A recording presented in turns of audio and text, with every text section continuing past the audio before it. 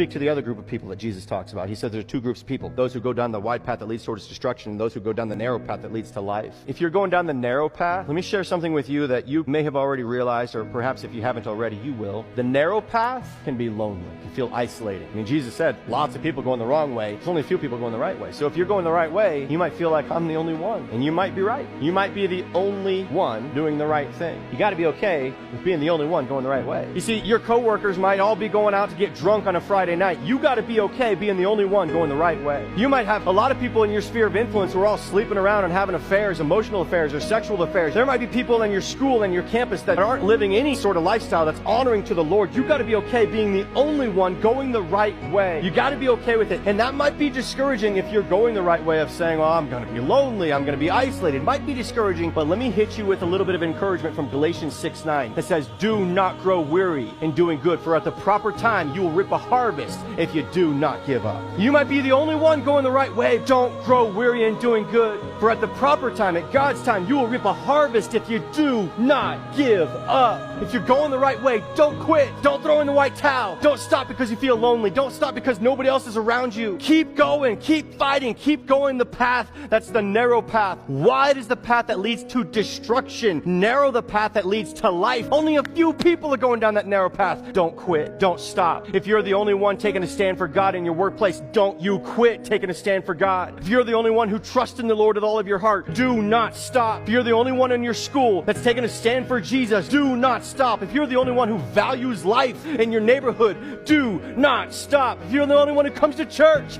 do not stop. If you're the only one in your family who has faith in God, do not grow weary in doing good, for at the proper time you will reap a harvest if you do not give up.